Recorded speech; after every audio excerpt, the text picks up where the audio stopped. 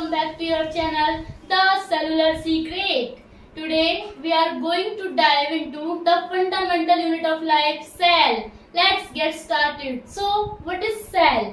Cell is the fundamental structure and functional unit of life. मतलब cell क्या है? हमारी बॉडी जो है वो किससे मिलके बनी है? सेल से मिलके बनी है. Every organism composed of a cell.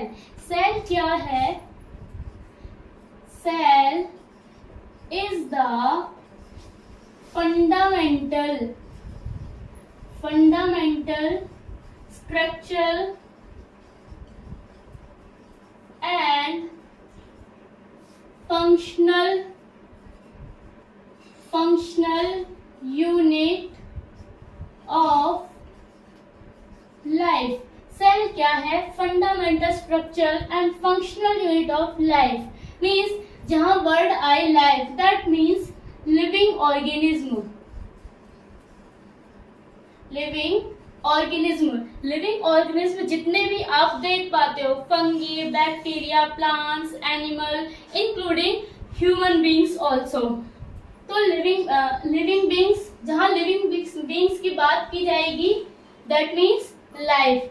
अब जो सेल है, अब क्वेश्चन आता है कि हमने सेल को ही क्यों फंडामेंटल यूनिट ऑफ लाइफ कहा है? क्योंकि हमारी जो बॉडी है वो हमारी बॉडी के जितने भी पार्ट हैं, हर एक ऑर्गन किससे मिलके बना है? सेल से मिलके बना है. इसीलिए हम सेल को और क्या कहते हैं? इसीलिए हम सेल को कहते हैं बिल्डिंग ब्लॉक ऑफ लाइफ. इसीलिए हम सेल को क्या कहते हैं? Building block of life. क्यों? क्योंकि हमारी बॉडी का हर एक ऑर्गन किससे मिलके बना है? सेल से मिलके बना है. अब बात करते हैं कि भाई सेल से एक कंप्लीट ऑर्गेनिज्म कैसे बना, तो हम उसकी स्ट्रक्चरल ऑर्गेनाइजेशन के बारे में पढ़ेंगे. स्ट्रक्चरल ऑर्गेनाइजेशन कैसी है सेल की? सपोज दैट ये सेल है. अब सिंगल सेल से एक कंप्लीट बॉडी नहीं बनती है. क्या होगा? सेल क्या बनाएगी? Cell of group of a cell. Group of a cell को क्या कहते हैं? टिश्यू कहते हैं. सपोज दैट एक एग्जांपल लेके चलते हैं कि ये हमारे पास क्या है? एक ब्रिक है. अब केवल एक ब्रिक से घर बन जाएगा?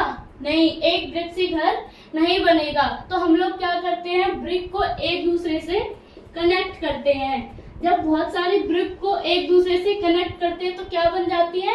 वॉल बन जाती है. और वॉल से मिलके क्या बनते हैं? चैम्बर बनते हैं. और अलग अलग चैम्बर जब बनते हैं तो क्या बन जाता है? एक हाउस बन जाता है. जो चैम्बर है वो किसी का भी हो सकता है, रूम का हो सकता, किसी भी रूम का, किचन का, डाइनिंग रूम, बहुत सारे चैम्बर मिलके जब बनते हैं तो क्या बन जाता है? एक हाउस बन जाता है. उसी तरीके से सेल बनती है. सेल से टिश्यू बनते हैं, टिश्यू से ऑर्गन बनते हैं. अब ऑर्गन बन जाएंगे, उनको एक साथ एक सिस्टम में जोड़ना भी पड़ेगा. तो क्या बन जाएगा? Organ system. और जब ऑर्गन सिस्टम बन जाएगा तो क्या हो जाएगा? एक कंप्लीट ऑर्गेनिज्म बन जाएगा. ये क्या थी? Structural organisation of a cell. पहले सेल बनी, सेल से टिश्यू बने, ग्रुप ऑफ ए सेल क्या कहते हैं? टिश्यू कहते हैं. टिश्यू से ऑर्गन बना, ऑर्गन से ऑर्गन सिस्टम बना, देन ऑर्गेनिज्म. अब चलते हैं आगे की ओर कि सेल की थ्योरी क्या थी. सेल को किसने डिस्कवर किया था सबसे पहले? तो एक साइंटिस्ट था रॉबर्ट हुक नाम का एक साइंटिस्ट था 1665 में. इसने सेल को डिस्कवर किया था. Robert Hooke was first person who discovered the cell in 1665 में. इसने क्या, ये एक साइंटिस्ट था तो चीजों पे खोज करता रहता था. एक दिन ये ऐसे ही जा रहा था, इसने ओक की ट्री को देखा. उसमें से इसने क्या लिया? बार्क ली. बार्क क्या होती है? जो उसकी अपर लेयर होती है, छाल होती है. उसमें से किसको निकाला? कॉर्क को. कॉर्क क्या होती है, बार्क की भी अपर लेयर होती है, जिसमें उसने देखा, उसने एक खुद का माइक्रोस्कोप बनाया था, जिसमें उसने देखा कि जो सेल है वो कुछ इस तरीके की दिखाई दी उसे। तो उसमें बहुत सारे चैम्बर थे, रूम थे, तो इसको हम हनीकॉम्ब भी कह सकते हैं। इसकी जो स्ट्रक्चर है वो हनीकॉम्ब की जैसी है। तो इस जो रॉबर्ट हुक था उसने सेल को फर्स्ट डिस्क्राइब किया था, लेकिन इसने क्या डिस्क्राइब किया था कि ये जो सेल है, जो ओक ट्री के अंदर जो सेल मिली थी, ये कैसी थी, ये डेड सेल थी। कैसी थी, डेड सेल थी। आप लोग इसके नोट्स बना लीजिए, उसके बाद आगे की तरफ चलते हैं।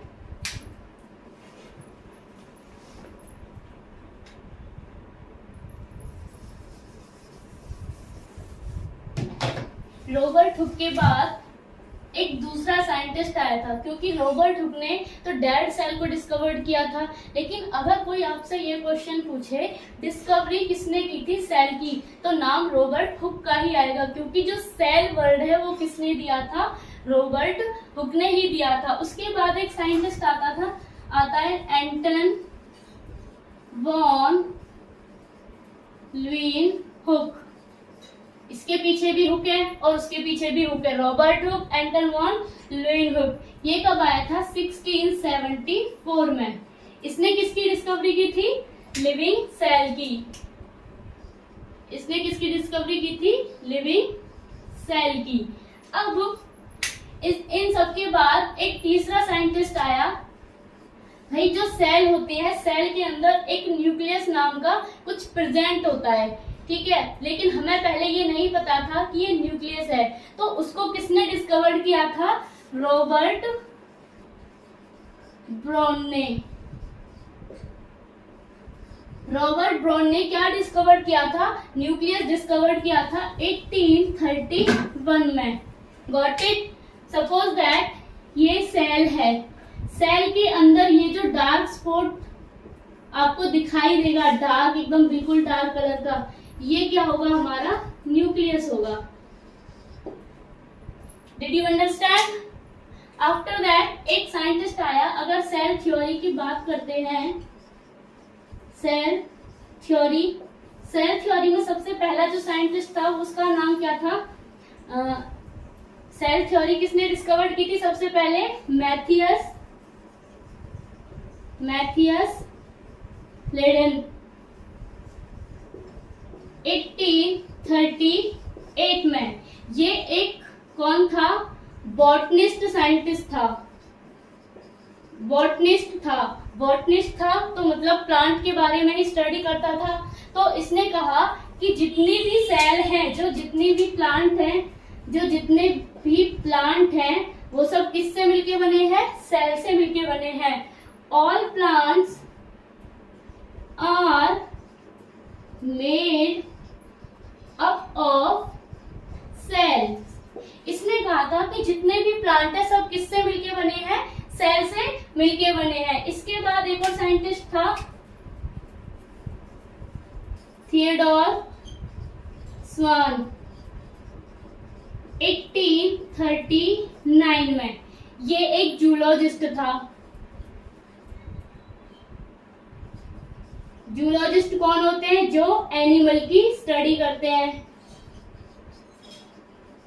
जब ये एनिमल की स्टडी करते हैं तो इसने कहा था कि भाई ऑल एनिमल, जितने भी एनिमल हैं, all animals are made up of cell. जितने भी एनिमल्स हैं सब किससे मिलके बने हैं, सेल से मिलके बने हैं।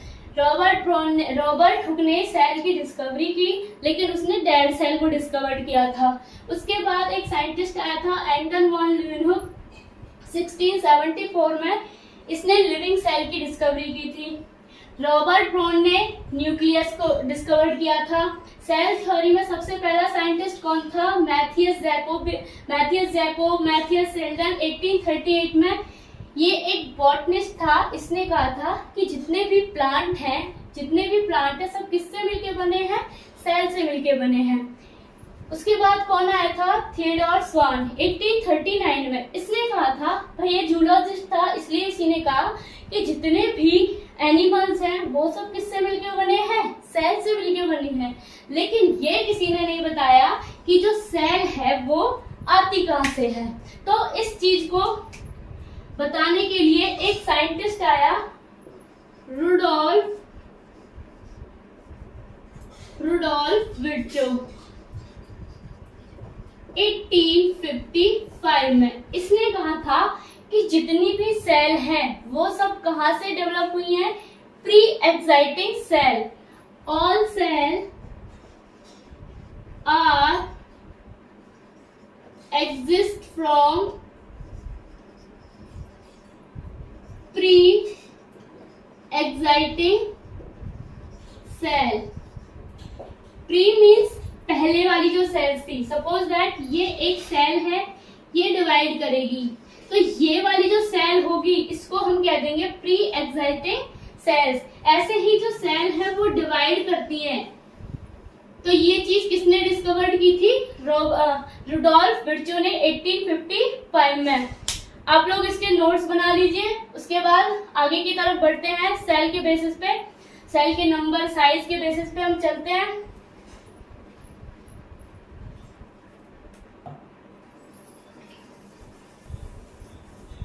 अब जो सेल है, भाई सेल को हमने पढ़ लिया, सेल क्या है, कैसे मिलकर बनती है और सेल से हमारी बॉडी कैसे बनती है। साइंटिस्टों का नाम पता चल गया, भाई कौन से साइंटिस्ट ने सेल को डिस्कवर किया था? रॉबर्ट हुक ने। उसके बाद रॉबर्ट हुक ने डेड सेल देखी थी कि ये जो सेल होती हैं डेड सेल होती हैं। फिर एक और साइंटिस्ट आया था, एंटन वॉन ल्यूनहुइक। इसने कहा था, इसने लिविंग सेल को डिस्कवर किया था। फिर उसके बाद रॉबर्ट ब्राउन आया था जिसने न्यूक्लियस की डिस्कवरी की थी।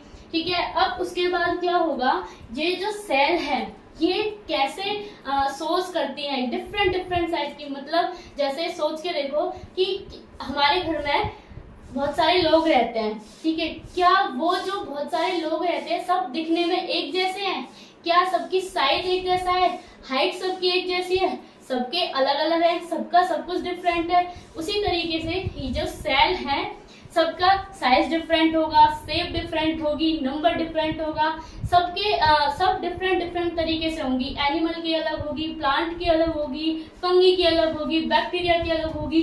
तो हम उसके बेसिस पे हम पढ़ने वाले हैं। ऑर्गेनिज्म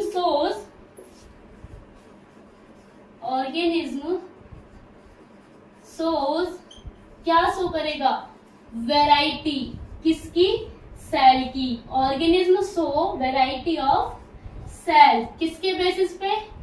सेल नंबर के बेसिस पे, सेल शेप के बेस पे और सेल साइज के बेस पे। ठीक है, got it? Did you understand? तो सबसे पहले बात करते हैं सेल के नंबर के बेस पे। भाई सेल के नंबर के बेस पे जो सेल है वो दो तरीके की होती है। कौन कौन सी होती है? एक होती है यूनिसेलुलर और होती है मल्टीसेलुलर। अब यूनिसेलुलर और मल्टीसेलुलर क्या है? भाई uni means single, one. Uni means single, one. वो ऑर्गेनिज्म जिनके अंदर सिंगल सेल प्रेजेंट होती है। कौन सी ऑर्गेनिज्म? यूनिसेलुलर। वो ऑर्गेनिज्म जिनके अंदर सिंगल सेल प्रेजेंट होती है उन्हें क्या कहते हैं? Unicellular organism. Multicellular, multi means many, more than one, more than two, million, billion, trillion. जो ह्यूमन बॉडी है वो एक नहीं, दो नहीं, 10 नहीं, करोड़ नहीं, हजार नहीं, मिलियन, बिलियन, ट्रिलियन सेल से मिलके बनी है। इसलिए क्या कह दिया? Multi cellular organism. सेल के नंबर पे कितने टाइप हैं? 2 टाइप्स हैं, यूनिसेलुलर एंड मल्टीसेलुलर। अब यूनिसेलुलर कौन से होते हैं? Unicellular organism made up of only one cell single cell. Single cell. That called unicellular organism. Multicellular, that organism made up of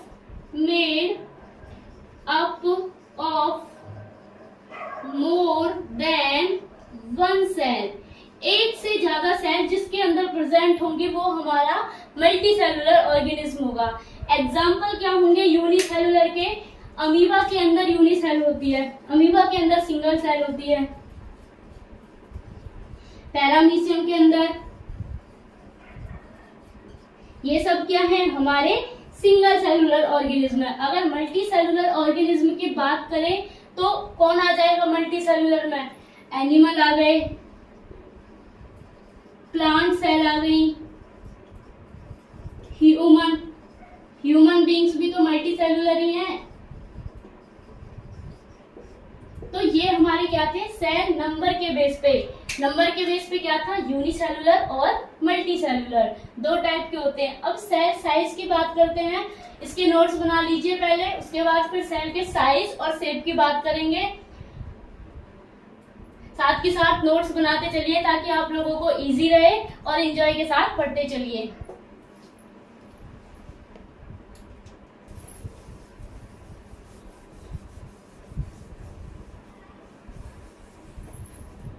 अब बात करते हैं, हमने अभी क्या पढ़ा? सेल नंबर पढ़ा. भाई सेल नंबर के बेसिस पे सेल जो है वो टू टाइप्स की होती हैं, यूनिसेलुलर और multi cellular. Unicellular single cellular organism like as bacteria, amoeba, paramecium. Multi cellular के बेस पे मोर देन वन सेल, मतलब जो ऑर्गेनिज्म एक से ज्यादा सेल से मिलके बना है, एक से ज्यादा सेल से मिलके कंपोज्ड हुआ है, उसे क्या कहते हैं? मल्टी सेलुलर ऑर्गेनिज्म कहते हैं. ये किसके बेस पे था? हमारा सेल नंबर के बेस पे. अब चलते हैं सेल शेप के बेस पे.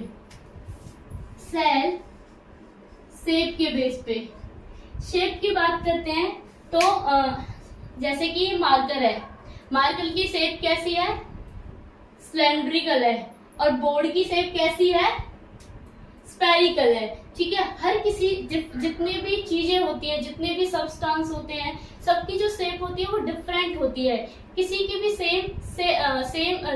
किसी की भी जो शेप होती है वो सेम नहीं होती, सबकी डिफरेंट होती है.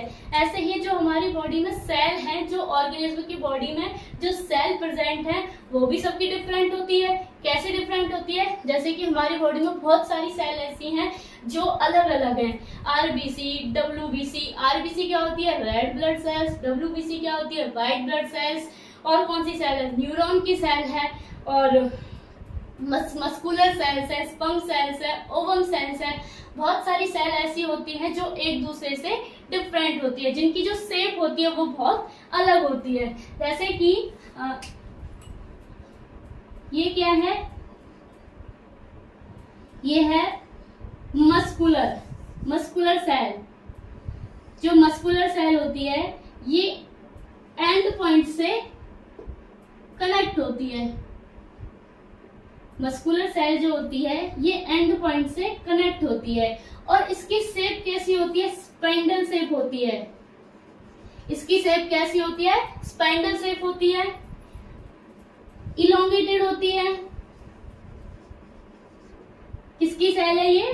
मसल सेल है, मसल्स सेल. आरबीसी हो गई, ये हमारी ब्लड सेल है. ब्लड सेल,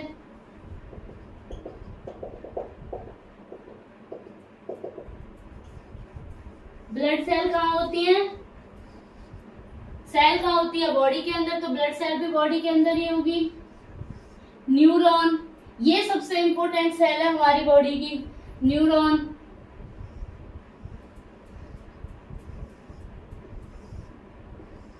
न्यूरॉन कहाँ प्रेजेंट होता है? न्यूरॉन प्रेजेंट होता है ब्रेन में. ये ब्रेन की सेल होती है. और स्पाइनल से उसकी स्पाइनल कोड की ब्रेन सेल. और इसको क्या कहते हैं? नेफ्रॉन भी कहते हैं. नेफ्रॉन. ठीक है. एक और सेल होती है किसकी? Sperm cell. स्पर्म सेल जो मेल के अंदर पाई जाती है, मेल रिप्रोडक्शन में। स्पर्म सेल मेल रिप्रोडक्शन में हेल्प करती है। ओवम सेल, ओवम क्या होता है? फीमेल रिप्रोडक्शन का पार्ट होता है, फीमेल रिप्रोडक्टिव पार्ट होता है ओवम सेल। इसी तरीके से हमारी बॉडी में डिफरेंट शेप की सेल होती हैं, जिनकी जो दिखने में बिल्कुल अलग तरीके की होती है। कोई कैसी है, कोई स्पेंडल है, कोई सर्कुलर है, कोई स्पेरिकल है, सबकी अलग अलग शेप होती है। अब बात करते हैं सेल के साइज की। तो जो साइज है भाई, जब शेप डिफरेंट है, नंबर डिफरेंट है, तो साइज भी सेल का डिफरेंट ही होगा।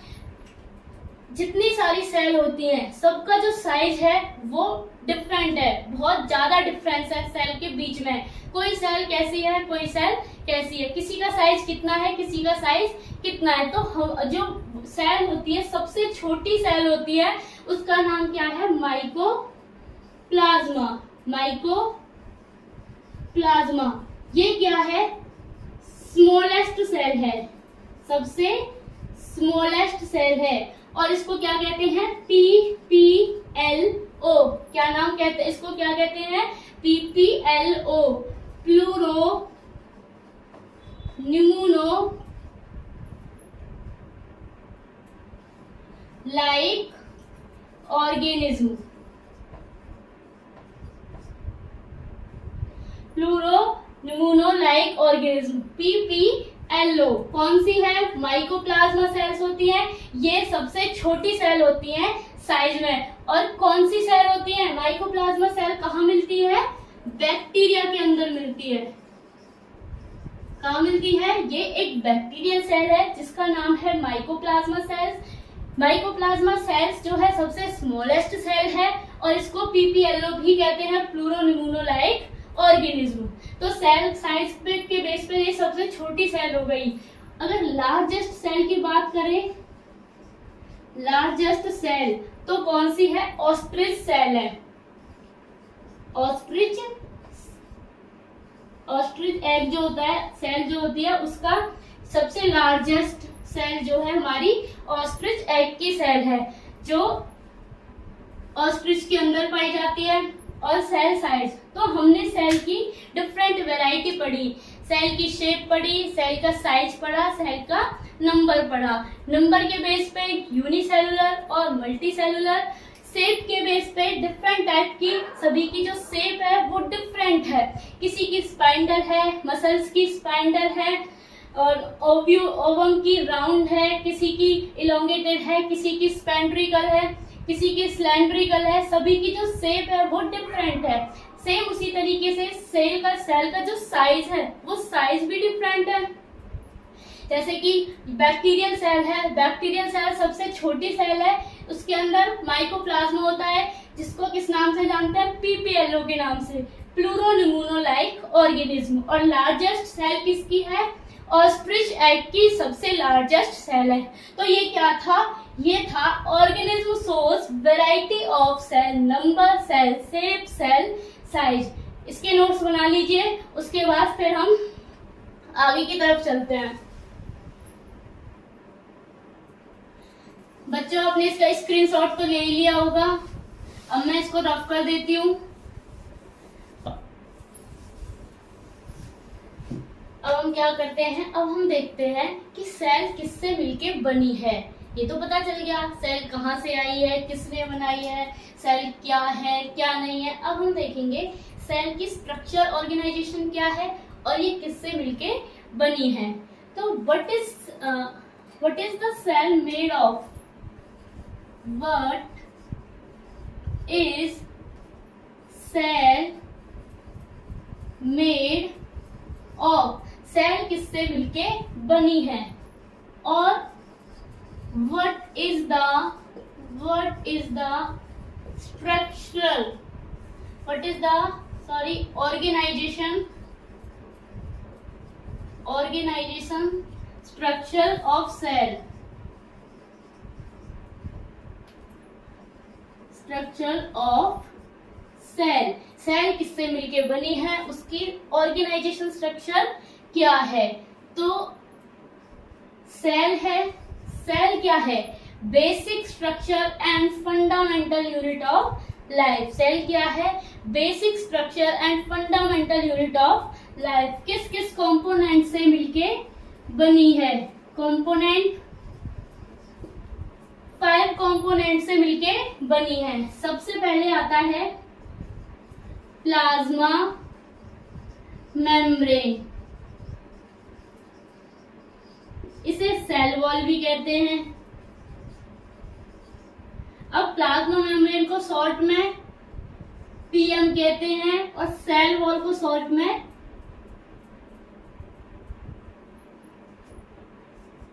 सेल मेम्ब्रेन को शॉर्ट में सीएम कहते हैं। अब ये मत सोचने लग जाना कि पीएम प्राइम मिनिस्टर और सीएम चीफ मिनिस्टर, ठीक है? पीएम से प्लाज्मा मेम्ब्रेन होता है और सीएम से सेल मेम्ब्रेन होता है।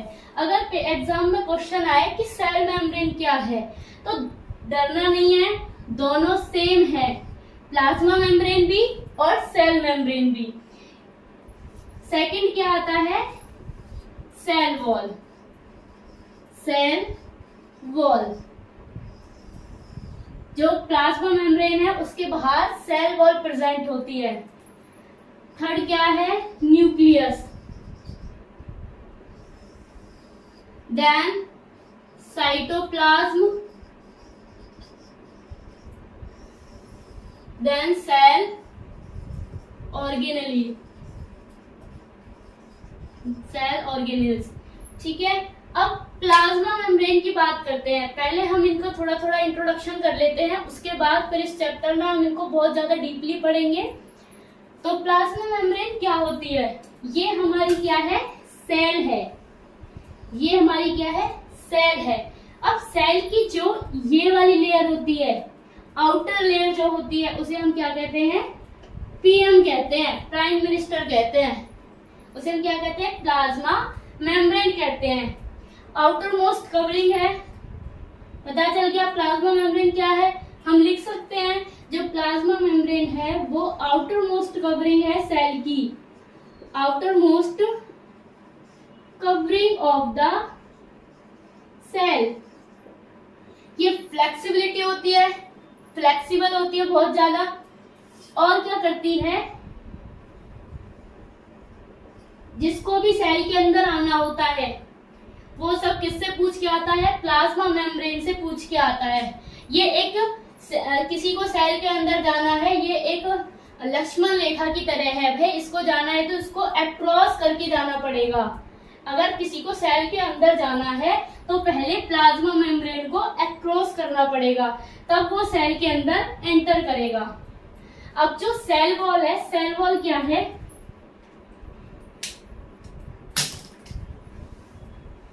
ये हमारी क्या है? सेल है। प्लाज्मा मेम्ब्रेन है, ये हमारी क्या है? प्लाज्मा मेम्ब्रेन है। अब प्लाज्मा मेम्ब्रेन के ऊपर एक कवरिंग होती है इस तरीके की, जो सेल को प्रोटेक्ट करती है, उसे हम क्या कहते हैं? सेल वॉल कहते हैं। ये ऐसी ही रहती है, रिजिड होती है। रिजिड मीन्स बहुत हार्ड होती है, फ्लेक्सिबिलिटी इसके अंदर होती नहीं है, नॉट फ्लेक्सिबल। जो सेल वॉल है इसके अंदर फ्लेक्सिबिलिटी होती नहीं है। ये कहाँ प्रेजेंट होती है? ये ओनली प्लांट सेल में प्रेजेंट होती है। जो सेल वॉल होती है वो ओनली प्लांट सेल के अंदर प्रेजेंट होती है, present only in plant cell. अब प्लाज्मा मेम्ब्रेन हो गया, सेल वॉल हो गई, अब आता है न्यूक्लियस। न्यूक्लियस क्या है? सेल है, ये हमारी सेल मेम्ब्रेन है, इसके ऊपर क्या थी? सेल वॉल थी। अब जो न्यूक्लियस है वो सेल के अंदर होता है और इसके अंदर कुछ इस तरीके से एक थ्रेड लाइक स्ट्रक्चर होती है। ये क्या है? न्यूक्लियस है। अब जो थ्रेड लाइक स्ट्रक्चर है उसे हम क्या कहते हैं? डीएनए कहते हैं। ये सेल वॉल हो गई और ये क्या है? Plasma membrane. अब जो डीएनए है डीएनए क्या काम करता है? हमारी पूरी बॉडी की इंफॉर्मेशन को कैरी करके रखता है। जब जितनी भी इंफॉर्मेशन है वो डीएनए कैरी करके रखता है, इसलिए हमने न्यूक्लियस को क्या कहा है? कंट्रोल माइंड भी कहा है, कंट्रोल सेल भी कह सकते हैं। कंट्रोल सेल, न्यूक्लियस क्या है? कंट्रोल सेल भी है। कहाँ प्रेजेंट होता है? सेल के अंदर प्रेजेंट होता है। किसके बीच में होता है? ये क्या है? हमारा डीएनए है। ये कैसी है? थ्रेड लाइक स्ट्रक्चर है। डीएनए की फुल फॉर्म क्या है? Deoxy ribo nucleic acid. जो डीएनए है वो डबल स्टैंडर्ड होता है। और बाकी जब इसको डीपली पढ़ेंगे तब न्यूक्लियस के बारे में पढ़ेंगे। न्यूक्लियस बहुत ज्यादा इंपॉर्टेंट पार्ट है सेल का। सबसे ज्यादा इंपॉर्टेंट पार्ट क्या है सेल का? वो है न्यूक्लियस। अब बात करते हैं साइटोप्लाज्म की। साइटोप्लाज्म क्या है? फ्लूइड लाइक स्ट्रक्चर है। साइटोप्लाज्म क्या है? फ्लूइड लाइक स्ट्रक्चर है। फ्लूइड लाइक स्ट्रक्चर है। कहाँ प्रेजेंट होगा? ये हमारा न्यूक्लियस है, इसके अंदर डीएनए है, प्लाज्मा मेम्ब्रेन है, देन सेल वॉल है। अब जो साइटोप्लाज्म है, ये जो खाली स्पेस दिखाई दे रहा है, ये वाला, ये क्या है? ये हमारा, इसमें इसके अंदर एक फ्लूइड भरा रहता है। उस फ्लूइड को हम क्या कहते हैं? साइटोप्लाज्म कहते हैं। जो साइटोप्लाज्म है वो न्यूक्लियस और प्लाज्मा मेम्ब्रेन के बीच में होता है। Between the nucleus and plasma membrane. Cytoplasm क्या है? फ्लूइड लाइक स्ट्रक्चर है जो प्लाज्मा मेम्ब्रेन और न्यूक्लियस के बीच में प्रेजेंट होता है। अब सेल ऑर्गेनेली। सेल ऑर्गेनेली क्या है? वो बाकी चीजें हैं जिससे सेल मिलके बनती है। ये सेल के अंदर प्रेजेंट होती हैं। कौन कौन सी होती हैं? जैसे गोल्जी अपरेटस हो गया,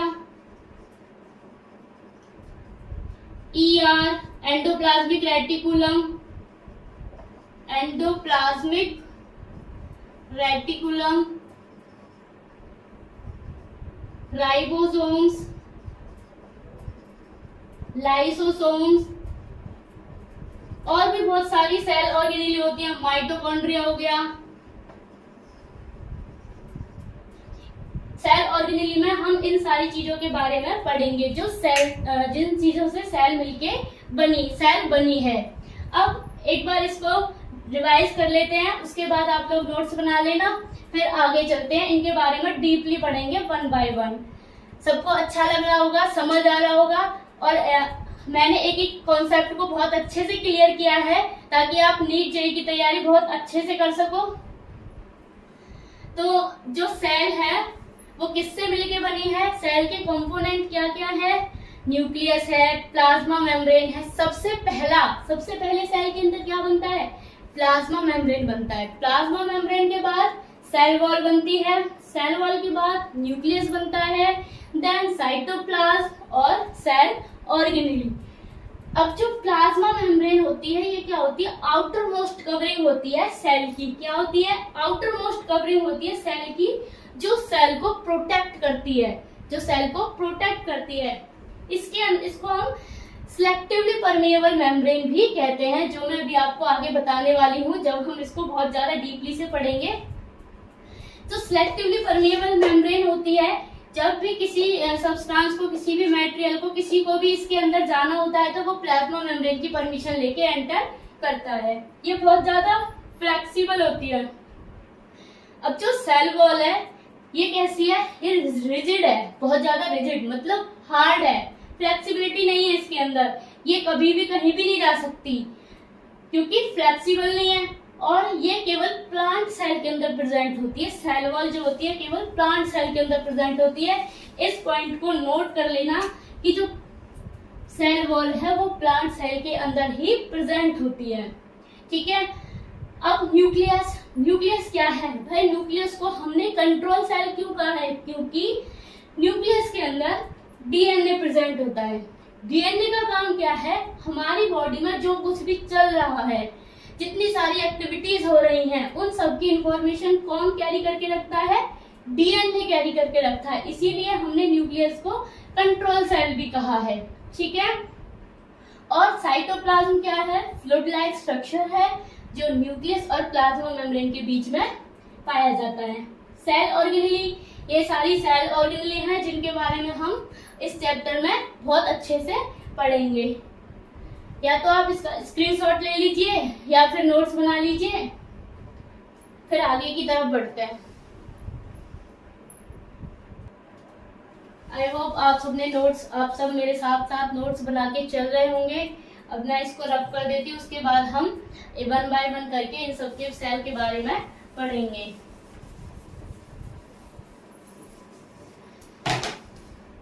अब हम पढ़ेंगे, हम पहले उसको बाद में देखते हैं कि प्लाज्मा मेम्ब्रेन के बारे में पढ़ेंगे। अभी इस चैप्टर में इंटरेस्ट तो आना बाकी है, अभी बाकी चीजें तो बची हैं। अभी देखना, अब आपको आगे आगे और भी अच्छा लगेगा, सब चीजें समझ आएंगी, अच्छे से सारे कॉन्सेप्ट क्लियर हो जाएंगे। उससे पहले हम एक बार देख लेते हैं कि जो प्लांट सेल है उसके अंदर कौन सी सेल प्रेजेंट होती हैं और जो एनिमल सेल है उसके अंदर कौन सी सेल प्रेजेंट होती हैं। ये हमारी क्या है, प्लांट सेल है, प्लांट सेल। इसके साथ साथ नोट्स बना के चलिए। ये हमारी सेल वॉल है, सॉरी एनिमल सेल है, एनिमल सेल। प्लांट सेल के अंदर क्या प्रेजेंट होता है और एनिमल सेल के अंदर कौन सी सेल प्रेजेंट होती हैं, उसके नाम मैं आपको लिखवा दे रही हूँ, फिर वो उनको हम बाद में पढ़ेंगे। इसी चैप्टर के अंदर हम वो सब पढ़ने वाले हैं। गोल्जी एपरेटस, जो गोल्जी एपरेटस होता है इसकी शेप कुछ इस तरीके की होती है। सेल के अंदर एक दूसरे के लीनियर होते हैं, ये इसे हम क्या कहते हैं, गोल्जी एपरेटस कहते हैं, जो प्लांट सेल के अंदर प्रेजेंट होती है। सेकंड क्या है, प्लाज्मा, सेकंड क्या है, प्लाज्मा मेम्ब्रेन, जो हमने अभी अभी पढ़ी थी। प्लाज्मा मेम्ब्रेन क्या थी, सेल की आउटर कवरिंग लेयर थी, ये वाली जो सेल को प्रोटेक्ट कर रही थी, सिलेक्टिवली परमिएबल मेम्ब्रेन थी, जो सब्सटेंस को, जब सब्सटेंस सेल के अंदर एंटर करता है तो वो किससे पूछ के एंटर करता है, प्लाज्मा मेम्ब्रेन को, प्लाज्मा मेम्ब्रेन से पूछता है, उसकी परमिशन के बिना कोई भी सब्सटेंस इसके अंदर एंटर नहीं करता है। सेंट्रियोल, प्लांट सेल के अंदर क्या प्रेजेंट होता है, सेंट्रियोल प्रेजेंट होता है। लाइसोसोम्स प्रेजेंट होते हैं, सेल वॉल प्रेजेंट होती है। Plasma membrane, Golgi apparatus, centriole, lysosomes और सेल वॉल। RER, RER क्या है, रफ एंडोप्लाज्मिक रेटी, RER क्या है, rough endoplasmic reticulum. Cytoplasm,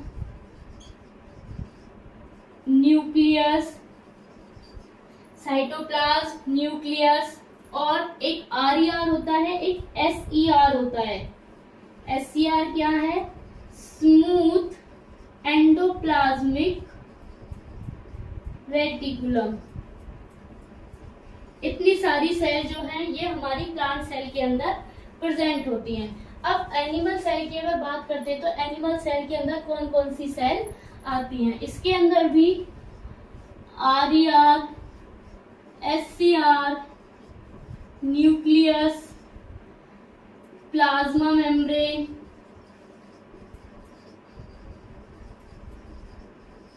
Golgi apparatus, plasma membrane हो गई, गोल्जी एपरेटस हो गया, सेल वॉल, माइटोकॉन्ड्रिया,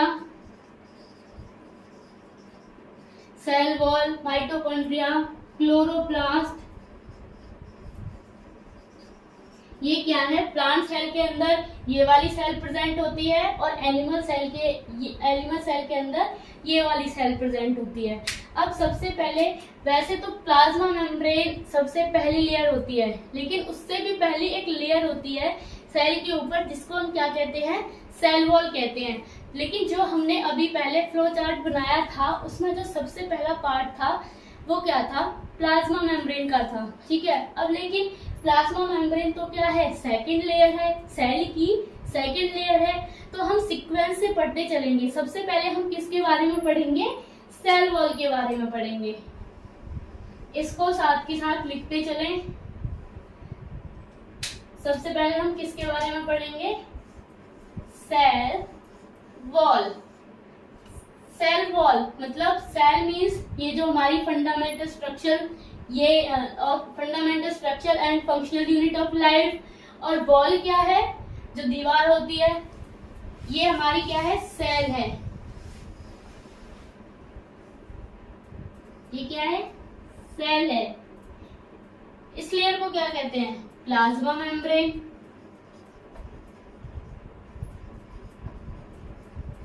अब जो सेल वॉल है वो इसके ऊपर होती है, जो इसको प्रोटेक्ट करके रखती है।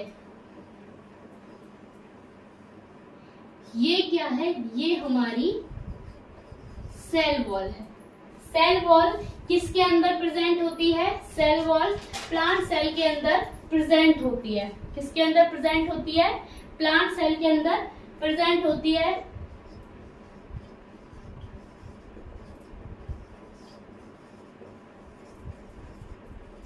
रिजिड होती है, रिजिड मतलब हार्ड होती है, फ्लेक्सिबिलिटी इसके अंदर नहीं होती है। सेल को क्या प्रोवाइड करवाती है, प्रोवाइड सेल शेप। सेल को शेप प्रोवाइड करती है, प्रोवाइड करवाती है कौन, सेल वॉल। सेल वॉल जो है वो सेल को शेप प्रोवाइड करवाती है। और आउटर कवरिंग है किसकी, outer covering layer of plasma membrane.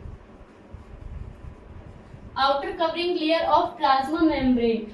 अब ये प्रेजेंट किस किस के अंदर होती है, प्लांट, एनिमल,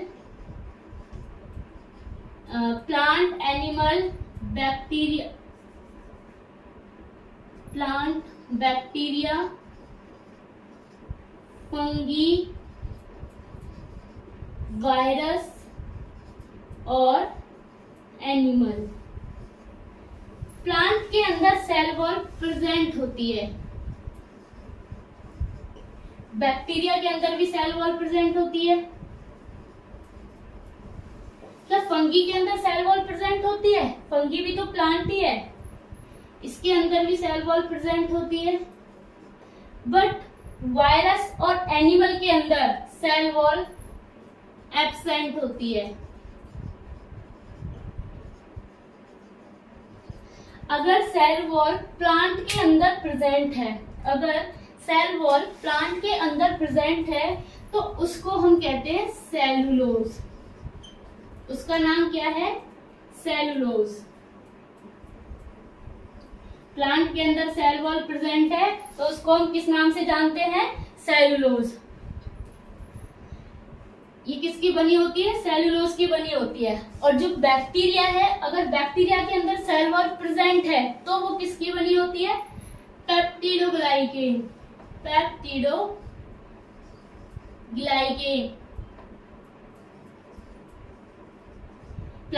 बैक्टीरिया के अंदर जो सेल वॉल है वो किसकी बनी होती है, पेप्टिडोग्लाइकेन की बनी होती है। और फंगी के अंदर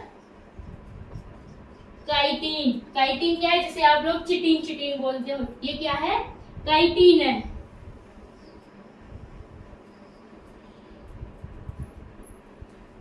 अब एक बार इनके नाम मेरे साथ रिवाइज करते चलना कि प्लांट सेल में क्या आता है और एनिमल सेल में कौन सी सेल आती हैं और सेल वॉल के बारे में। उसके बाद आप लोग इसका स्क्रीनशॉट ले लेना या फिर नोट्स बना लेना, फिर प्लाज्मा मेम्ब्रेन के बारे में डिस्कस करते हैं। तो जो सेल वॉल है हमारी, उसको डिवाइड किया था plasma membrane, cell wall, nucleus, cytoplasm और सेल ऑर्गेनेली। सेल ऑर्गेनेल्स में बहुत सारे थे, माइटोकॉन्ड्रिया था, प्रोटोप्लाज्म था, गोल्जी एपरेटस था। ये सारी चीजें किसके अंदर आई थी? सेल ऑर्गेनेली के अंदर आई थी। अब प्लांट सेल में कौन कौन सी सेल होती हैं? प्लांट सेल में गोल्जी एपरेटस होता है। मैं पानी पी लेती हूँ, आप लोग इसको साथ के साथ लिखते चलिए।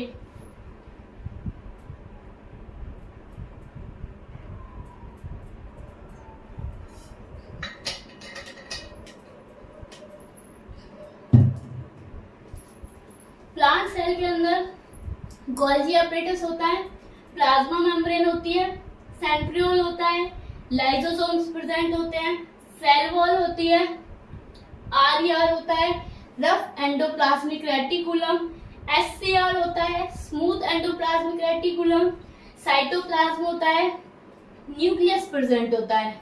और एनिमल सेल के अंदर RER, SCR, nuclear, plasma membrane, Golgi apparatus और माइटोकॉन्ड्रिया और क्लोरोप्लास्ट, ये एनिमल सेल के अंदर प्रेजेंट होते हैं। अब हम चलते हैं उनके कंपोनेंट के ऊपर, कंपोनेंट के बारे में पढ़ाई करते हैं। जो सेल वॉल के कंपोनेंट हैं, उसके जो सेल के कंपोनेंट हैं, सबसे पहले क्या आती थी? प्लाज्मा मेम्ब्रेन आती थी। जो सबसे पहली लेयर थी वो क्या थी? प्लाज्मा मेम्ब्रेन थी। लेकिन प्लाज्मा मेम्ब्रेन को कौन प्रोटेक्ट करता था? हमने देखा था कि प्लाज्मा मेम्ब्रेन को सेल वॉल प्रोटेक्ट करती थी। तो सबसे ऊपर वाली लेयर कौन सी हो गई? Cell wall. इसीलिए हमने सीक्वेंस चेंज कर दिया। सबसे पहले सेल वॉल के बारे में पढ़ते हैं। सेल वॉल क्या है? ये एक नॉन लिविंग और रिजिड है। रिजिड मतलब हार्ड है, फ्लेक्सिबिलिटी नहीं है इसके अंदर। दूसरा, ये सेल को शेप प्रोवाइड करवाता है कि सेल की जो शेप है उसको मेंटेन करता है, जिससे सेल इधर उधर ना भागे, वो एक प्रॉपर जो उसकी शेप है उसी में रहे। आउटर कवरिंग जो है, जो सेल की आउटर कवरिंग है, जो सेल है, सेल वॉल है, ये प्लाज्मा मेम्ब्रेन की आउटर कवरिंग लेयर है जो इसको प्रोटेक्ट करती है। अब जो सेल वॉल है वो प्लांट के अंदर प्रेजेंट होती है। प्लांट के अंदर प्रेजेंट होती है, किसकी बनी होती है? सेलुलोज की बनी होती है। बैक्टीरिया के अंदर प्रेजेंट होती है, किसकी बनी हुई होती है? पेप्टिडोग्लाइकेन की बनी हुई होती है। सेम फंगी के अंदर किसकी बनी हुई होती है? काइटिन की बनी होती है। वायरस के अंदर किसकी बनी होती है? भाई जब वायरस के अंदर सेल वॉल प्रेजेंट ही नहीं है तो वो किसी की भी नहीं बनी होती। सेम एनिमल के अंदर भी सेल वॉल प्रेजेंट नहीं है तो वो एब्सेंट ही रहेगी। ठीक है, अब आई होप आपको बहुत अच्छे से समझ आ रहा होगा। Did you understand? Got it? After that हम प्लाज्मा मेम्ब्रेन के बारे में पढ़ेंगे।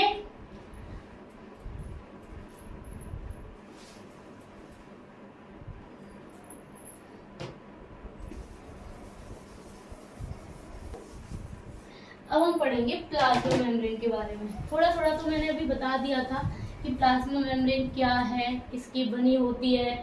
अब हम क्या करेंगे? अब इसको बहुत ज्यादा डीपली पढ़ेंगे, इसके क्या पार्ट है, क्या क्या प्रोसेस इसमें होती है।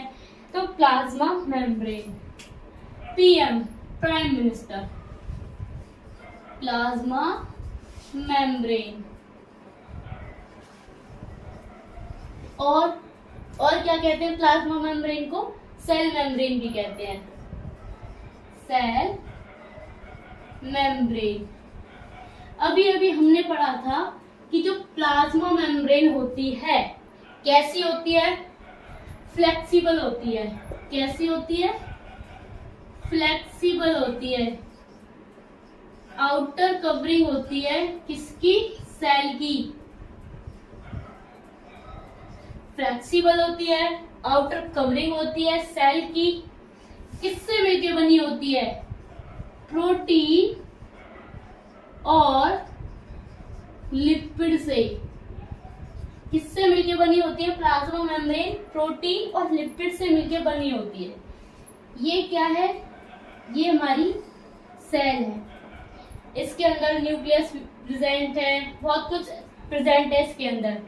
तो जो सेल है उसकी जो सबसे अपर वाली लेयर होगी इसको हम क्या कहते हैं? प्लाज्मा मेम्ब्रेन कहते हैं। प्लाज्मा मेम्ब्रेन कहते हैं।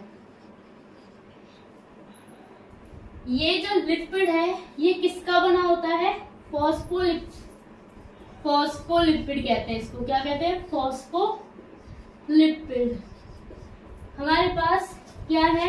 ये फॉस्फेट है, यहाँ पे हमने फॉस्फेट, और यहाँ क्या है? लिपिड है। नीचे क्या है? लिपिड है। तो क्या बन गया? फॉस्फोलिपिड बन गया। तो जो इसकी जो लेयर है वो किसकी बनी होती है? प्रोटीन और लिपिड की। लिपिड क्या है? फॉस्फोलिपिड है। और प्लाज्मा मेम्ब्रेन को और क्या कहते हैं? प्लाज्मा मेम्ब्रेन को और क्या कहते हैं? सिलेक्टिवली परमिएबल मेम्ब्रेन होती है। सिलेक्टिवली परमिएबल मेम्ब्रेन होती है। सिलेक्टिवली का मतलब क्या है? देखो, आप लोग कहीं जाते हो, शादियों में गए, आजकल क्या सिस्टम चल रहा है शादियों में कि भाई जिसके पास कार्ड होगा, मैरिज कार्ड होगा, वो ही शादी में एंटर कर पाएगा। तो वहाँ पे जिस घर में शादी होती है वो ऐसे लोगों को वहाँ खड़ा कर देते हैं जो सबको जानते हैं कि कौन अंदर आएगा और कौन बाहर जाएगा। तो वो सिलेक्ट करते हैं लोगों को सिलेक्ट करते हैं कि हाँ भाई तुम हमारे रिश्तेदार हो, तुम हमारे खानदान के हो, तुम अंदर आ जाओ, शादी को अटेंड कर लो। और जो उनके रिश्ते, आजकल क्या होता है कि ज्यादातर जो बॉयज होते हैं जो हॉस्टल में रहते हैं वो सब ऐसे ही चले जाते हैं कहीं भी। जैसे कि इसके अंदर कुछ इधर उधर सब्सटेंस घूम रहा होगा, सोचते होंगे प्लाज्मा मेम्ब्रेन के अंदर एंट्री कर देते हैं, लेकिन उन्हें नहीं पता कि यहाँ पे एक प्लाज्मा मेम्ब्रेन बैठी है। यहाँ पे हमें किसकी परमिशन लेनी होगी? प्लाज्मा मेम्ब्रेन की परमिशन लेनी होगी। हर चीज को, जब भी इसके अंदर कुछ भी चीज एंटर करेगी, कोई सब्सटेंस, कोई बैक्टीरिया, कोई फंगी, कुछ भी इसके अंदर जब एंटर करेगा तो उसको किसकी परमिशन लेनी पड़ेगी? प्लाज्मा मेम्ब्रेन की परमिशन लेनी पड़ेगी। इस लक्ष्मण रेखा को अक्रॉस करके जाना पड़ेगा।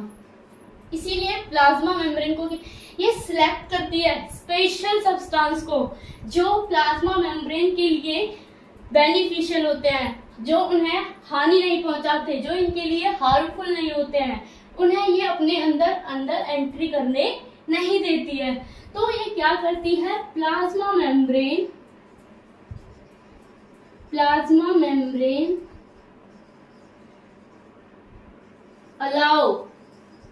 अलाउ करती है। अगर कोई इसके अंदर एंट्री करता है या कोई इससे बाहर जाता है तो वो किसकी परमिशन से जाएगा?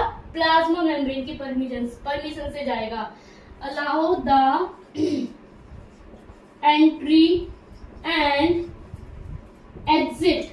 एंट्री सेल के अंदर जाना, एग्जिट मतलब सेल के बाहर जाना। अब कहीं भी जाते हो तो सब जगह लिखा होता है एग्जिट उस साइड है, एग्जिट का वहां पे निशान लगा होता है, कहीं कहीं पे एग्जिट लिखा होता है। तो सेल से बाहर जो जाएगा वो किससे पूछ के जाएगा? प्लाज्मा मेम्ब्रेन से पूछ के जाएगा। Entry and exit of some materials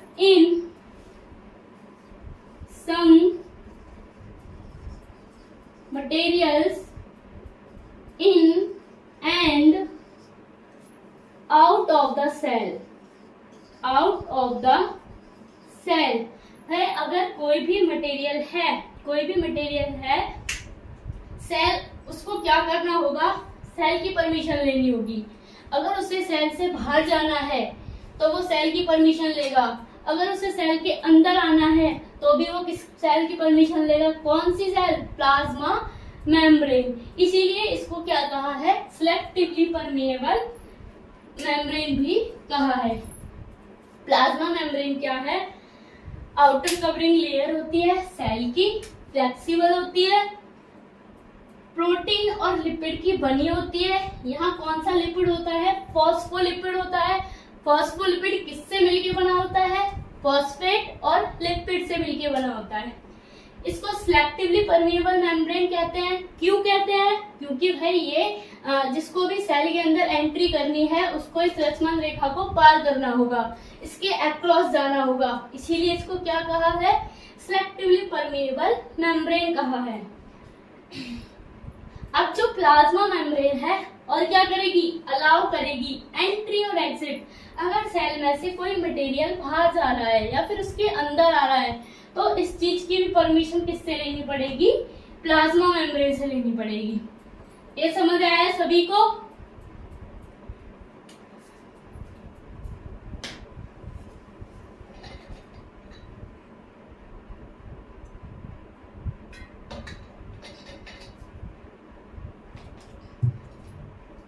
अब जब प्लाज्मा मेम्ब्रेन के अक्रॉस कुछ जाएगा तो उसको ट्रांसपोर्ट करना पड़ेगा। ठीक है, अब जो प्लाज्मा मेम्ब्रेन का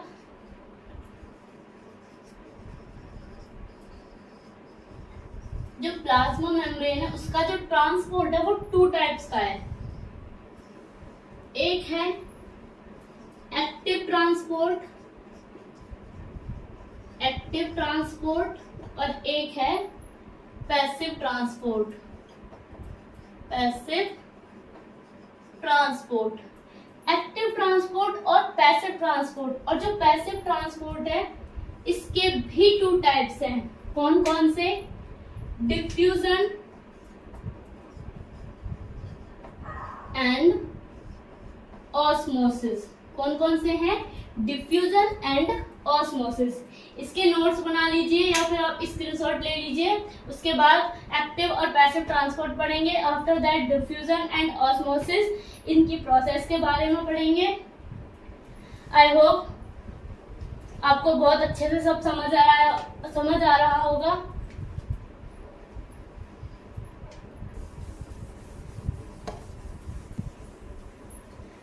अब जो प्लाज्मा मेम्ब्रेन होती है वो ट्रांसपोर्ट करती है। ये जो ट्रांसपोर्ट होता है कितने टाइप का होता है? 2 टाइप का होता है।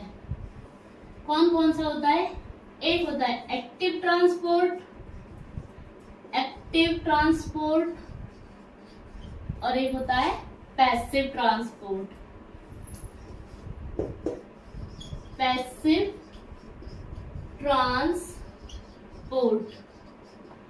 दोनों में क्या होता है?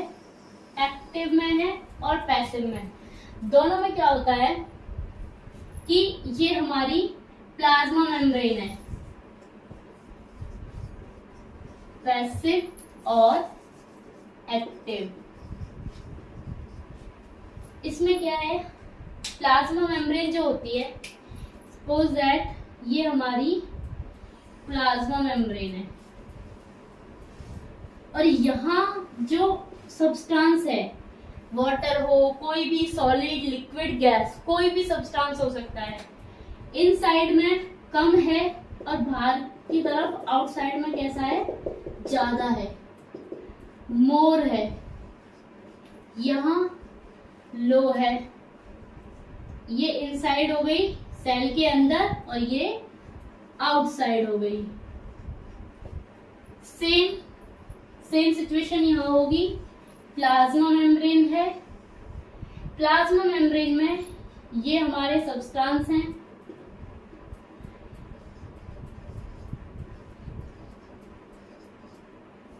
यहाँ पे सब्सटेंस की जो आउटसाइड में कैसे हैं? ज्यादा हैं, मोर हैं। ये क्या है? प्लाज्मा मेम्ब्रेन है। प्लाज्मा मेम्ब्रेन है। Plasma membrane.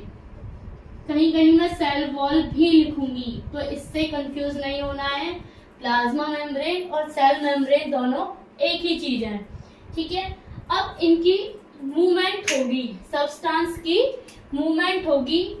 ये जो सब्सटेंस है इसके अंदर क्या होता है? एक्टिव और पैसिव दोनों के अंदर ही क्या होता है कि जो सब्सटेंस है वो higher concentration to lower concentration move करेगा।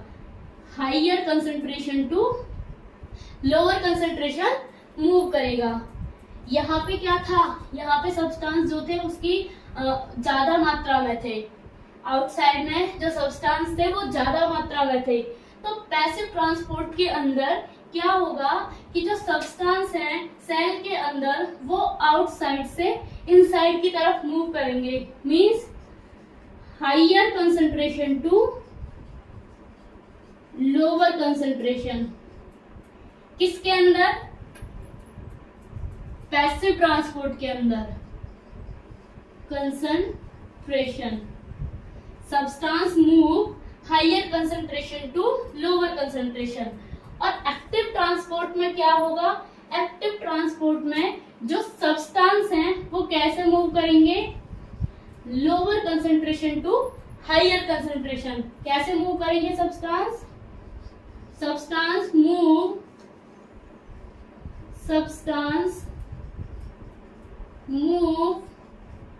lower concentration to higher concentration।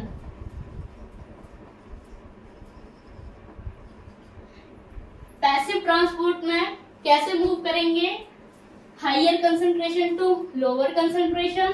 और एक्टिव ट्रांसपोर्ट में कैसे मूव करेंगे? Lower concentration to higher concentration, opposite हो जाएगा उसके।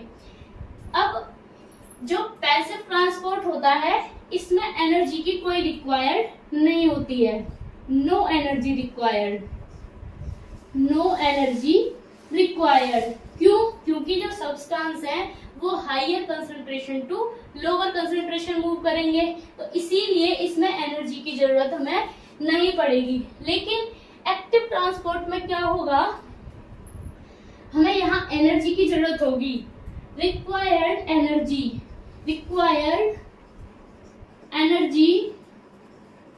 अब यहाँ जो एनर्जी होगी वो किसकी फॉर्म में प्रेजेंट होगी? एटीपी की फॉर्म में। एटीपी क्या है हमारा? Adenosine triphosphate.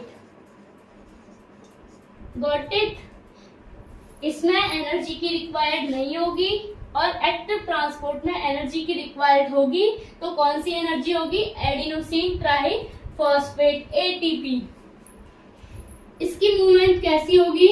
It is slow movement. ये कैसे मूव करेगा?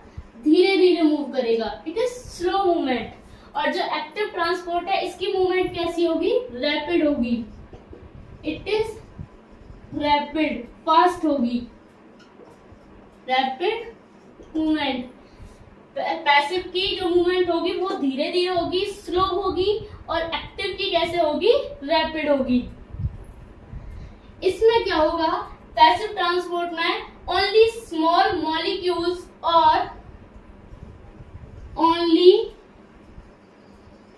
स्मॉल मॉलिक्यूल्स, जो स्मॉल मॉलिक्यूल्स होते हैं किसके? वाटर के। Only small molecules of water are passive.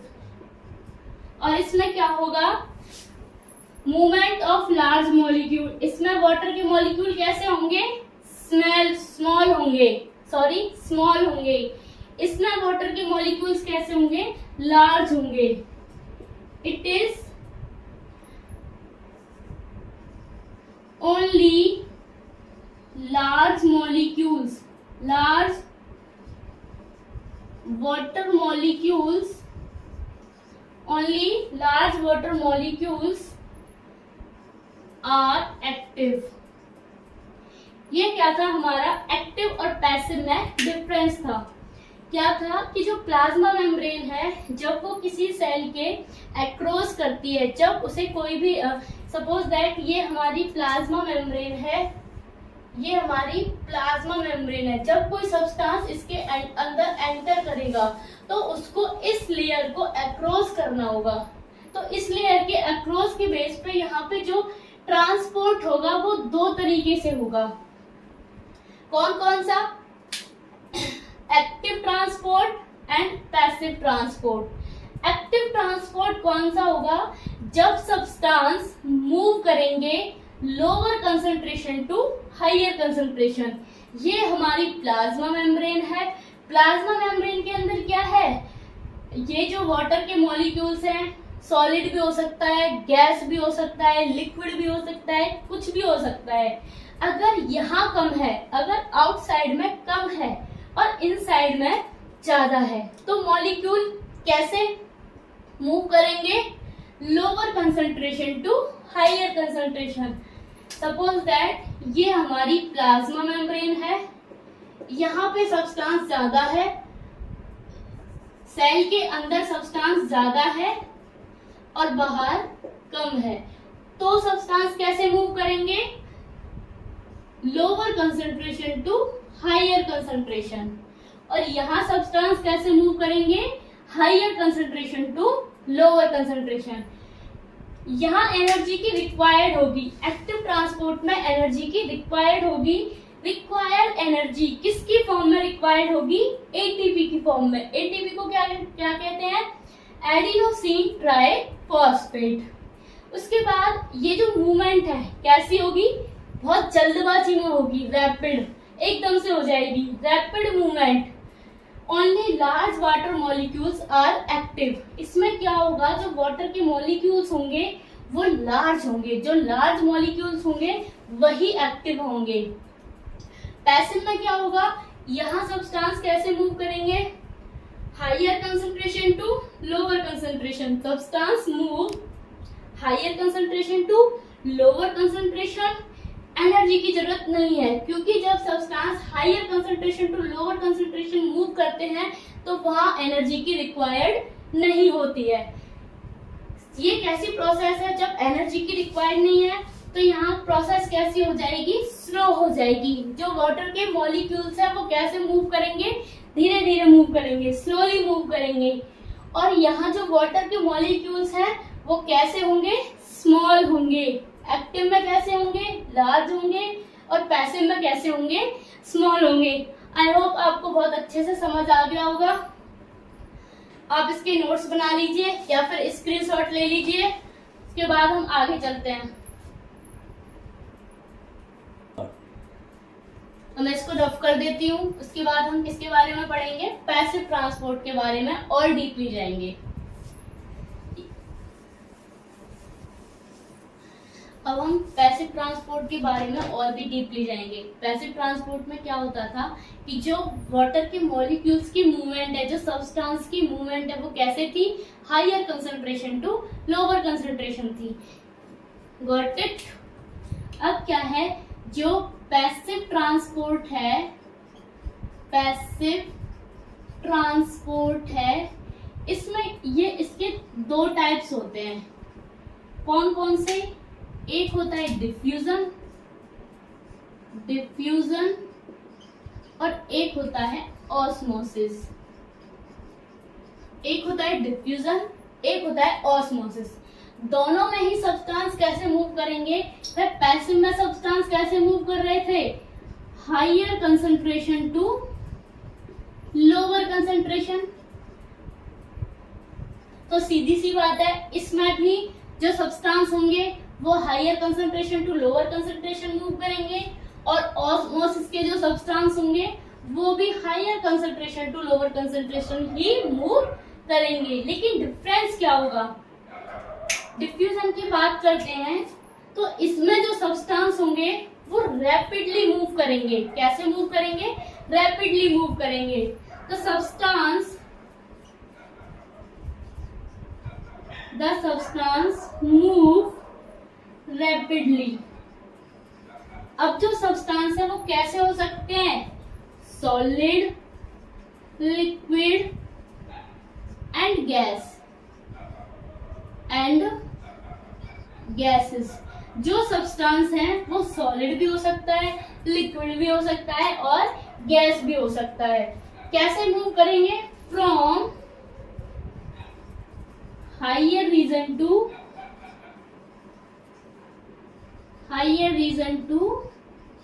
Lower reason.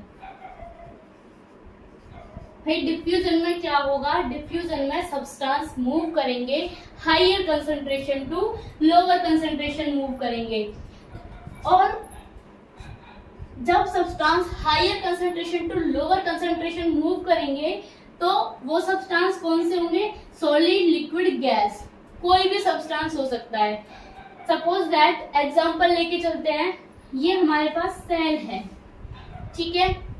Cell में क्या है कि इसके अंदर O2 है, O2 सेल के अंदर कम है और बाहर ज्यादा है।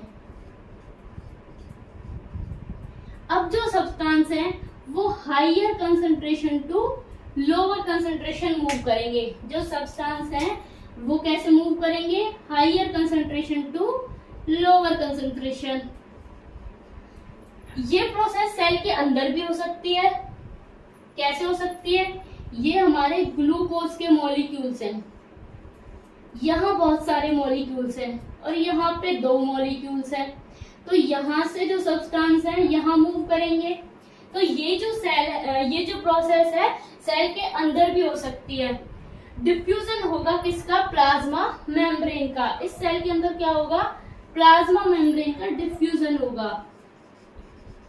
डिफ्यूजन ऑफ प्लाज्मा मेम्ब्रेन, ये क्या थी? हमारी प्लाज्मा मेम्ब्रेन का डिफ्यूजन था। इसमें क्या होगा कि जो सब्सटेंस है वो higher concentration to lower concentration ही मूव करेंगे, लेकिन जो सब्सटेंस होगा वो किसका होगा? Solid, liquid, gas. और कैसे मूव करेंगे? रैपिडली मूव करेंगे। Got it? अब आते हैं ऑस्मोसिस पे। भाई ऑस्मोसिस क्या है? ऑस्मोसिस भी मूवमेंट है, किसकी? स्पॉन्टेनियस मूवमेंट है। It is also spontaneous movement. Osmosis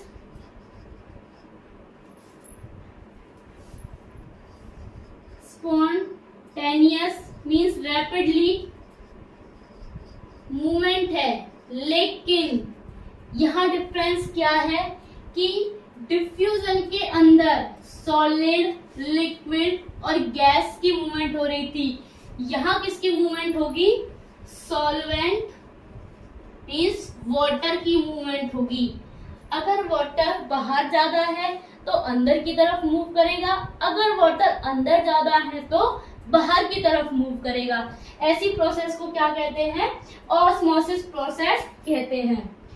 अब यहाँ जो वाटर है वो मूव करेगा, यहाँ तो डायरेक्टली मूव कर रहा था higher concentration to lower concentration, लेकिन यहाँ किसके थ्रू मूव करेगा? तो osmosis spontaneous movement means rapidly movement solvent और वाटर, दो किसकी मूवमेंट होगी? सॉल्वेंट और वाटर की। किसके थ्रू होगी? किसके थ्रू होगी भाई? Selectively across the selectively permeable membrane।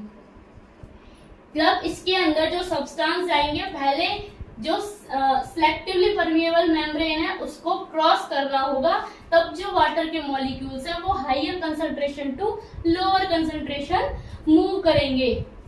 अब जो ऑस्मोसिस होती है इसके ये 2 टाइप्स की होती है। कौन कौन सी होती है? एक तो होती है एक्सोऑस्मोसिस, एक होती है एंडोऑस्मोसिस। एक होती है एक्सोऑस्मोसिस और एक endosmosis. Exo means outside, exo means outside, endo means inside. Exosmosis में क्या होगा? सपोज दैट ये हमारे पास एक सेल है और यहाँ पे जो वाटर के मॉलिक्यूल्स हैं ये क्या है? हमारे वाटर के मॉलिक्यूल्स हैं। कहाँ ज्यादा है? आउटसाइड में ज्यादा है। कहाँ ज्यादा है? आउटसाइड में ज्यादा है। और अंदर क्या है? इनसाइड, यहाँ पे कम है। तो प्रोसेस कैसी होगी? Higher concentration to lower concentration. Molecule, water के मॉलिक्यूल कहाँ मूव करेंगे? Higher concentration to lower concentration. अब एंडोऑस्मोसिस की अगर बात करते हैं तो ये जो हमारी सेल है यहाँ मॉलिक्यूल ज्यादा है वाटर के और आउटसाइड में कम है, तो मॉलिक्यूल्स कैसे मूव करेंगे? Higher concentration to lower concentration. जहां मॉलिक्यूल सेल के अंदर, हायर कंसंट्रेशन टू मतलब जहां पे मॉलिक्यूल्स की कंसंट्रेशन सेल के अंदर ज्यादा है तो एंडोऑस्मोसिस, अगर सेल के बाहर ज्यादा है तो एक्सोऑस्मोसिस।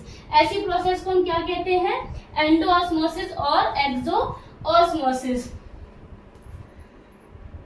ये अब इसको जो हमारी ऑस्मोसिस होती है ये 3 टाइप की होती है। कितने टाइप की होती है? 3 टाइप की होती है। कौन कौन सी होती है? Hypertonic solution, hypotonic solution and isotonic solution. एक बार मैं इसको रिवाइज करवा देती हूँ, उसके बाद आप इसका स्क्रीनशॉट ले लेना। उसके बाद फिर हम इन तीनों सॉल्यूशन के बारे में अच्छे से पढ़ेंगे और फिर एक प्रोसेस और बचती है प्लाज्मोलाइसिस। उसके बाद हमारी जो प्लाज्मा मेम्ब्रेन है वो खत्म हो जाएगी। तो जो पैसिव ट्रांसपोर्ट होता है उसके 2 पार्ट होते हैं, डिफ्यूजन एंड ऑस्मोसिस। डिफ्यूजन और ऑस्मोसिस दोनों में प्रोसेस सेम होती है, higher concentration to lower concentration ही मूव करेंगे मॉलिक्यूल्स जो होंगे। लेकिन डिफ्यूजन में मॉलिक्यूल्स और सब्सटेंस जो है वो एक तो रैपिडली मूव करेगा, दूसरा जो सब्सटेंस है वो कैसे होंगे? सॉलिड, लिक्विड एंड गैस के होंगे, जो कैसे मूव करेंगे? Higher region to lower region. Osmosis के अंदर क्या होगा कि भाई जो मॉलिक्यूल्स होंगे वो किसके होंगे? वाटर के होंगे, सॉल्वेंट होगा, वो मूव करेगा higher concentration to lower concentration ही मूव करेगा। लेकिन कैसे मूव करेगा? सिलेक्टिवली परमिएबल मेम्ब्रेन को अक्रॉस करेगा, उसको पास आउट करके तब ये मॉलिक्यूल्स मूव करेंगे। कैसे मूव करेंगे? Higher concentration to lower concentration. अब जो ऑस्मोसिस है हमारी उसके 2 पार्ट हैं, exosmosis and endosmosis. Exo means outside, endo means inside. जब वाटर के मॉलिक्यूल्स आउटसाइड से इनसाइड मूव करेंगे, बाहर की तरफ से सेल के अंदर आएंगे, that process is called exosmosis. If molecules move inside to outside, that process is called endoosmosis। इसके बाद अभी इसमें थोड़ा बहुत कुछ और है जो मैं आप इसको कर लो, उसके बाद मैं आपको बताती हूँ, फिर इन सॉल्यूशन के बारे में डिस्कस करेंगे।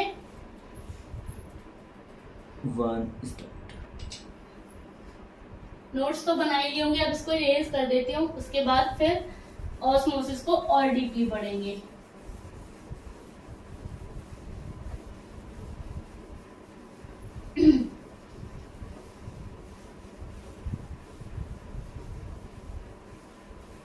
ऑस्मोसिस की 2 प्रोसेस थी, कौन कौन सी? एंडोऑस्मोसिस और एक्सोऑस्मोसिस। अब एंडोऑस्मोसिस में क्या था? जब वाटर के मॉलिक्यूल्स अंदर से बाहर की तरफ मूव कर रहे थे तो क्या हुआ था? उस प्रोसेस को हमने क्या कहा? एंडोऑस्मोसिस। अब इसमें एक और पॉइंट होता है कि जब वाटर के मॉलिक्यूल्स, किसके मॉलिक्यूल्स? भाई देखो ऑस्मोसिस में मूवमेंट किसकी होगी? वाटर के मॉलिक्यूल्स की मूवमेंट होगी। तो ऑस्मोसिस में किसकी मूवमेंट होगी? वाटर के मॉलिक्यूल्स की होगी। एंडो ऑस्मोसिस, ये हमारी सेल है, यहाँ वाटर के मॉलिक्यूल ज्यादा हैं, यहाँ कम है। जब वाटर के molecules higher concentration to lower concentration move करेंगे, सपोज दैट ये like as a balloon, balloon में अगर हम पानी भरते हैं, ठीक है, पानी भरने से पहले वो कैसा होता है? सिकुड़ा हुआ होता है, श्रिंक होता है। अब यहाँ जो वाटर के मॉलिक्यूल होंगे वो higher concentration to lower concentration move करेंगे, पर जब सेल में से पानी बाहर चला जाएगा, मतलब यहाँ पे क्या है, ये वाटर के मॉलिक्यूल्स ही तो हैं, वाटर के मॉलिक्यूल्स ही तो हैं। जब यहाँ से वाटर के मॉलिक्यूल्स आउटसाइड में चले जाएंगे तो ये सेल कैसी हो जाएगी, श्रिंकेज हो जाएगी, सिकुड़ जाएगी। ओके, अब ये तो थी हमारी एंडोऑस्मोसिस। एक्सोऑस्मोसिस क्या थी भाई? एक्सोऑस्मोसिस ये प्रोसेस थी कि जब वाटर के मॉलिक्यूल्स आउटसाइड में ज्यादा हो और इनसाइड में कम हो, तो यहाँ क्या होगा, वाटर के मॉलिक्यूल सेल के अंदर एंटर करेंगे। ये क्या है, वाटर के मॉलिक्यूल सेल के अंदर एंटर करेंगे तो higher concentration to lower concentration जाएगा, तो ये सेल कैसी हो जाएगी, स्वेल हो जाएगी। जब मॉलिक्यूल बाहर जाएंगे तो सेल श्रिंकेज हो जाएगी, और जब मॉलिक्यूल अंदर आएंगे तो सेल स्वेल हो जाएगी, सूज जाएगी, फूल जाएगी। Got it? अब पढ़ेंगे जो ऑस्मोसिस होता है उसके 3 पार्ट होते हैं। कौन कौन से होते हैं? हाइपरटोनिक सॉल्यूशन, हाइपोटोनिक सॉल्यूशन और आइसोटोनिक सॉल्यूशन। हाइपरटोनिक सॉल्यूशन में क्या होता है कि हाइपर मींस ज्यादा, कहते हैं ना जब किसी को गुस्सा आता है, अरे भाई हाइपर मत हो, बहुत ज्यादा गुस्सा मत कर, हाइपर मतलब ज्यादा। Hypertonic solution, hypertonic solution, hypotonic solution, hypotonic solution and isotonic solution. ये 3 तरीके के सॉल्यूशन हैं जो हम किस में पढ़ेंगे, ऑस्मोसिस में पढ़ने वाले हैं। Hyper means more, hyper means more. अब इस प्रोसेस को हम एक्सोऑस्मोसिस भी कहते हैं, इस प्रोसेस को हम एक्सोऑस्मोसिस भी कहते हैं। एक्सोऑस्मोसिस मीन, हाइपर मीन्स ज्यादा, जब वाटर के मॉलिक्यूल्स ज्यादा से कम की ओर मूव करेंगे, higher concentration to lower concentration move करेंगे। ये हमारी सेल है, यहाँ वाटर के मॉलिक्यूल्स हैं और आउटसाइड में वाटर के मॉलिक्यूल्स ज्यादा हैं, तो higher concentration to lower concentration water के मॉलिक्यूल्स मूव करेंगे। तो ऐसी प्रोसेस को हम हाइपरटोनिक सॉल्यूशन कहते हैं, एक्सोऑस्मोसिस भी कहते हैं। मूवमेंट कैसे होगी, higher concentration to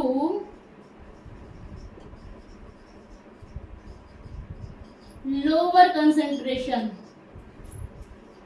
higher concentration to lower concentration. Molecules कैसे मूव करेंगे भाई, higher concentration to lower concentration. और जब मॉलिक्यूल्स हाइयर कंसंट्रेशन से लोअर कंसंट्रेशन की साइड मूव करेंगे तो सेल कैसी हो जाएगी, हमारी श्रिंक हो जाएगी। अब करते हैं हाइपोटोनिक सॉल्यूशन।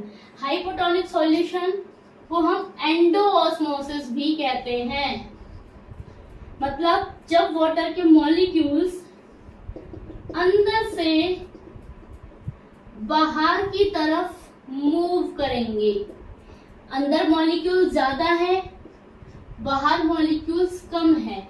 जब मूवमेंट कैसी होगी, higher concentration to lower concentration, sorry lower concentration to higher concentration.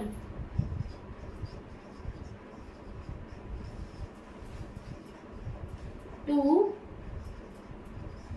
Higher concentration, तो सेल कैसी हो जाएगी, स्वेल हो जाएगी। उसके बाद आता है isotonic solution. Isotonic, iso means same, iso means same, फिर वहां पे बाहर भी मॉलिक्यूल्स उतने रहेंगे और अंदर भी मॉलिक्यूल्स उतने ही रहेंगे।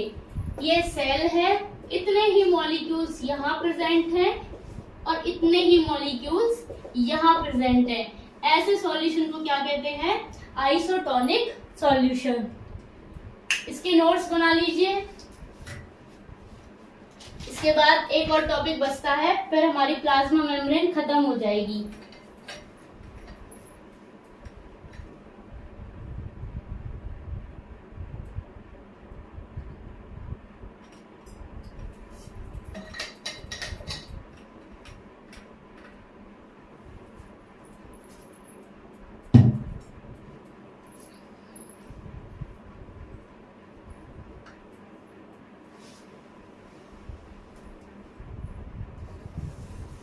अभी लास्ट टॉपिक और बचा है, फिर आपकी जो प्लाज्मा मेम्ब्रेन है वो खत्म हो जाएगी।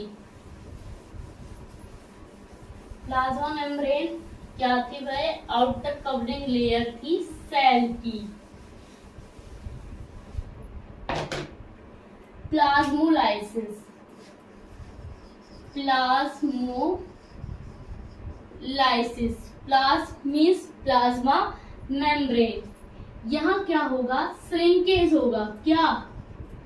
Shrinkage of protoplasm. Shrinkage of protoplasm, जहाँ प्रोटोप्लाज्म बढ़ आए, मीन्स प्लांट सेल, कि जब प्लांट सेल के अंदर प्लाज्मोलाइसिस होगी तो उसकी जो सेल है वो श्रिंकेज हो जाएगी। Living cell wall when placed in hypertonic solution।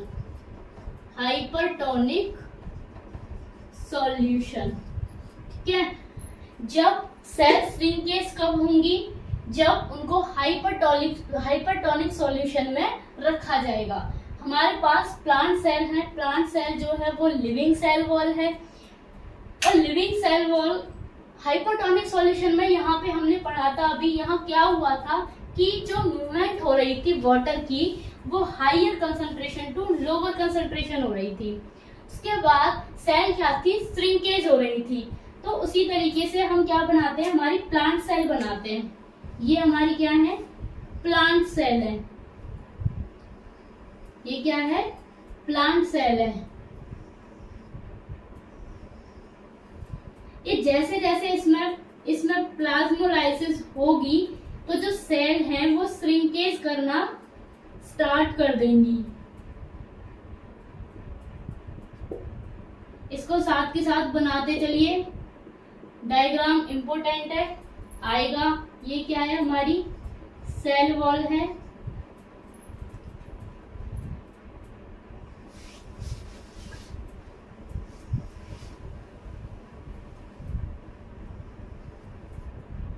जैसे जैसे इसमें वाटर के मॉलिक्यूल्स मूव करेंगे तो जो सेल है वो श्रिंकेज हो जाएगी, अंदर की अपने आप में ही सिकुड़ना स्टार्ट हो जाएगी। धीरे धीरे सेल के अंदर सिकुड़ जाएगी। कौन सी सेल है? ये प्लांट सेल है। इसको हमने आउटर कवरिंग भी दे दी है। आउटर कवरिंग इसलिए दी है ताकि सेल को कोई दिक्कत ना हो।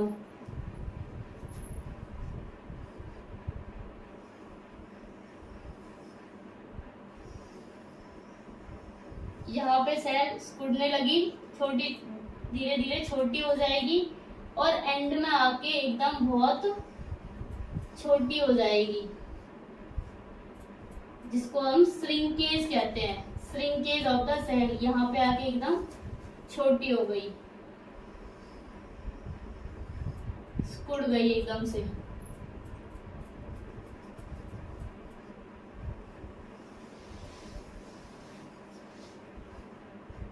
ये हमारी सेल वॉल है। ये हमारी कैसे है? नॉर्मल सेल है। कैसी सेल है? नॉर्मल सेल है। यहाँ कोई प्लाज्मोलाइसिस नहीं हुई है।